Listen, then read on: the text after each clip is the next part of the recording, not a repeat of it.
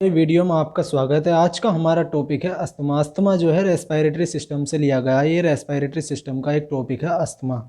आइए इसकी बात करते हैं डेफिनेशन की। डेफिनेशन में कि अस्थमा होता क्या है। Asthma is a chronic lung disease. ये अस्थमा जो है एक लंबे समय तक रहने वाली लंग डिजीज़ होती है, characterised by inflammation of the airway.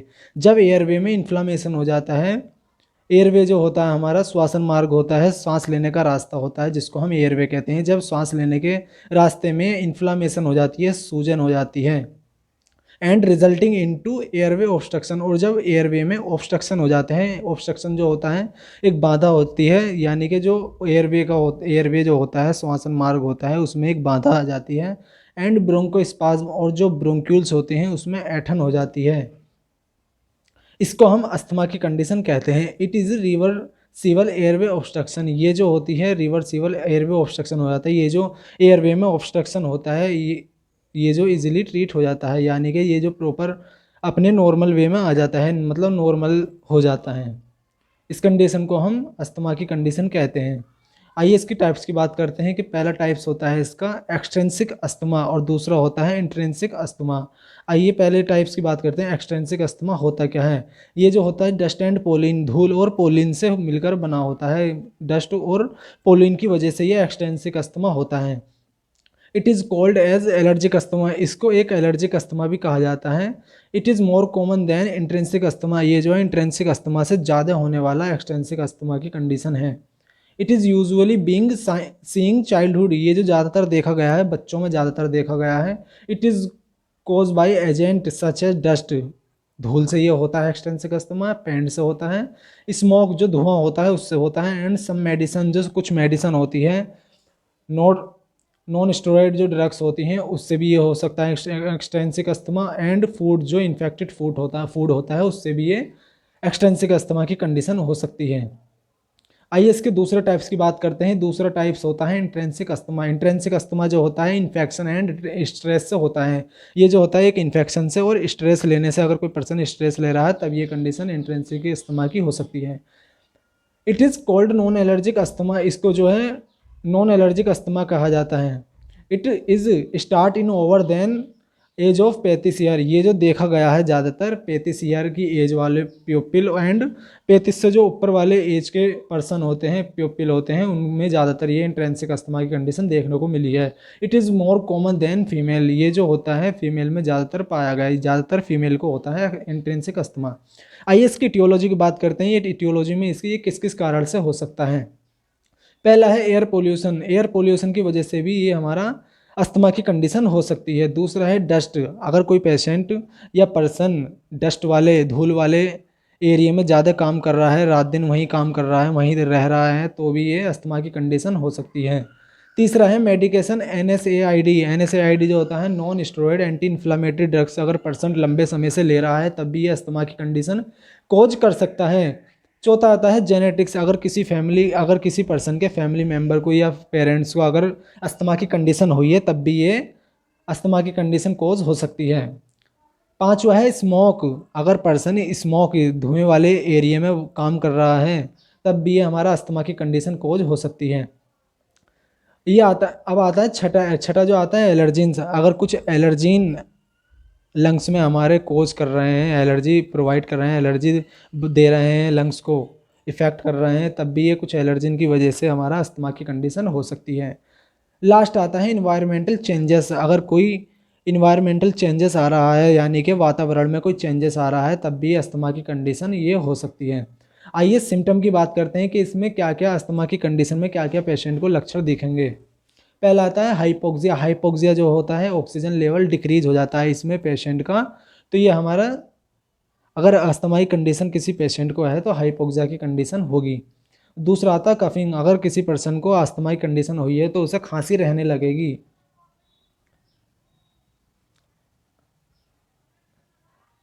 अब बात करते हैं तीसरे सिम्टम की। तीसरा सिम्टम होता है विजिंग साउंड। विजिंग साउंड जो होता है जब पर्सन अगर अस्थमाई कंडीशन में है वो सांस लेता है तो उसकी जो सांस लेने में जो उसे सीटीसी आवाज़ जो सुनाई जाती है उसको हम विजिंग साउंड बोलते हैं। अगर अस्थमाई कंडीशन में विजिंग साउंड सुनाई देगी पर्सन को। चौथा आता है ट्रेकिकार्डिया। ट्रेकिकार्डिया जो है फास्ट हार्ट रेट होती है। अगर किसी पर्सन को अस्थमा की कंडीशन हुई है तो उसकी जो हार्ट की जो रेट है वो फास्ट हो जाएगी, नॉर्मल से ज़्यादा हो जाएगी।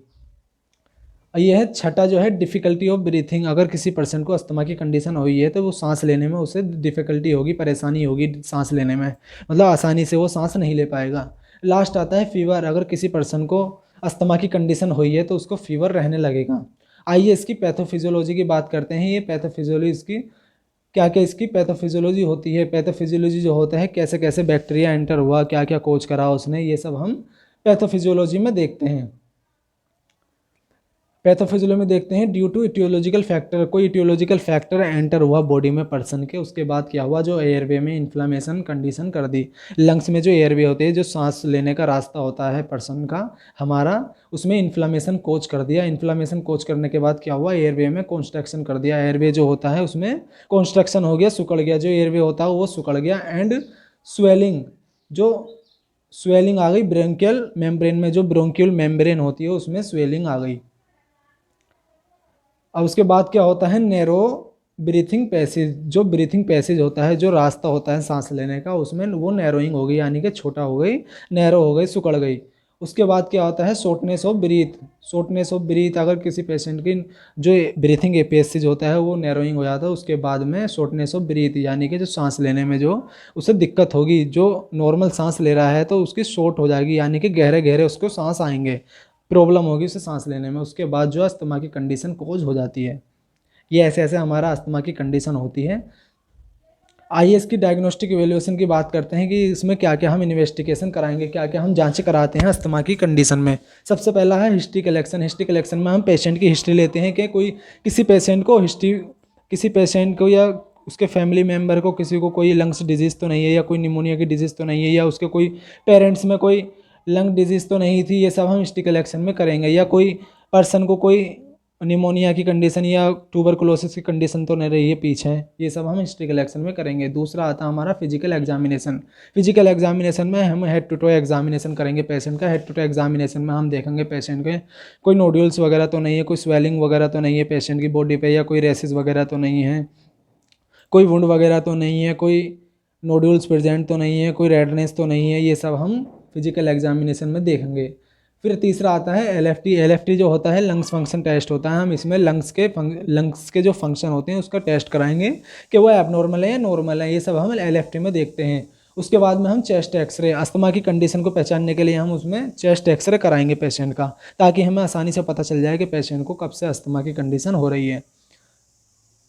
पांचवा आता है एलर्जिक ब्लड टेस्ट। जो एलर्जेंस जो होते हैं, जो हमारे लंग्स को इफेक्ट करते हैं, वो उसका हम टेस्ट कराएंगे कि हाँ एलर्जी से या अस्थमा की कंडीशन वगैरह कोई हुई है या नहीं है। अब छठा आता है एबीजी। एबीजी जो होता है आर्टियल ब्लड गैस होता है। इसमें जो हम ऑक्सीजन एंड डीऑक्सीजन जो उसका रेट होती है उसको देखेंगे कि ऑक्सीजन की कमी तो नहीं हो रही है, या डीऑक्सीजनेशन प्रॉपर पहुंच रहा है ना, उसके हम रेट देखेंगे कि हाँ नॉर्मल चल रहे हैं हमारे ऑक्सीजन जो नॉर्मल है या नहीं है एबीजी में। लास्ट आता है सीबीसी। सीबीसी जो होता है एक ब्लड टेस्ट होता है, जिसमें हम बॉडी का इन्फेक्शन का पता करेंगे कि हाँ कोई इन्फेक्शन वगैरह तो नहीं है बॉडी में, या लंग्स में कोई इन्फेक्शन तो नहीं है। हम इसमें जो देखते हैं हेमोग्लोबिन देखते हैं, टीएलसी देखते हैं, टीएलसी जो होती है टोटल लिक्विड काउंट होती है, डीएलसी देखते हैं, एंड ईएसआर देखते हैं। हम इसमें इन्फेक्शन का पता लगाते हैं। आइए इसकी हम मैनेजमेंट की बात करते हैं। इसका पहले मैनेजमेंट जो होता है, मैनेजमेंट जो कहलाता है ट्रीटमेंट कहलाता है। हम क्या क्या इस अस्थमा की कंडीशन में पेशेंट को ट्रीटमेंट देंगे, क्या क्या हम मेडिसिन देंगे पेशेंट को। सबसे पहला आता है मेडिकल मैनेजमेंट। मेडिकल मैनेजमेंट में हम क्या क्या देते हैं, जो हम मेडिसिन प्रोवाइड कराते हैं पेशेंट को अस्थमा की कंडीशन में। पहला आता है ब्रोंकोडाइलेटर। ब्रोंकोडाइलेटर जो ड्रग्स होती हैं हमारे, सल्बुटामोल होती हैं, सल्मेट्रोल होती हैं। इनका जो काम होता है, जो हमारा एयरवे में इन्फ्लामेशन हुआ है या ऑब्स्ट्रक्शन हुआ है या ब्रोंकोस्पाज्म जो हुआ है उसको रिलीव करता है ये ब्रोंकोडाइलेटर, यानी कि जो एयरवे में इन्फ्लामेशन हुआ उसको ठीक करने के लिए हम ब्रोंकोडाइलेटर पेशेंट को देते हैं। दूसरा आता है कोर्टिकोस्टेरॉइड। कोर्टिकोस्टेरॉइड जो होता है डेक्सामेथासोन होता है। डेक्सामेथासोन जो हम इसलिए देते हैं पेशेंट को ताकि जो लंग्स हैं वो प्रॉपर काम करने लगे, जो अपना नॉर्मल फंक्शन था वो नॉर्मल फंक्शन में काम करने लगे। जो भी हम मेडिसिन दे रहे हैं पेशेंट को वो जल्दी रिकवर हो जाए अस्थमा की कंडीशन, इसलिए हम डेक्सामेथासोन कोर्टिकोस्टेरॉइड देते हैं। अब लास्ट आता है इसका एंटीबायोटिक। एंटीबायोटिक जो देते हैं हम बैक्टीरियल इन्फेक्शन की वजह से देते हैं। अगर कोई बैक्टीरिया वगैरह से कोई अस्थमा की कंडीशन अगर हुई है, बैक्टीरिया ने कोज करा है अस्थमा को, तब भी हम एंटीबायोटिक देते हैं। एंटीबायोटिक में हम मेनली देते हैं एमोक्सीसाइक्लिन। एमोक्सीसाइक्लिन चलाते हैं हम एंटीबायोटिक्स में, एंटीबायोटिक जो होते हैं एंटीबायोटिक बैक्टीरियल ड्रग्स होती हैं जो बैक्टीरियल से हमें प्रिवेंट कराती हैं। लास्ट आता है ऑक्सीजन थेरेपी। अगर पेशेंट का एबीजी जो हमने टेस्ट कराया था ये, अगर उसमें ऑक्सीजन की जो रेट है, ऑक्सीजन की जो मात्रा है, अगर वो कम है, ऑक्सीजन लेवल जो कम हुआ है, तो हम ऑक्सीजन थेरेपी प्रोवाइड कराएंगे पेशेंट को, जो हम ऑक्सीजन प्रोवाइड कराएंगे पेशेंट को, वेंटिलेशन प्रोवाइड कराएंगे, ताकि जो ऑक्सीजन डिक्रीज हुआ है, हाइपोक्सिया की कंडीशन हो गई, वो प्रॉपर हो जाए, यानी कि नॉर्मल हो जाए।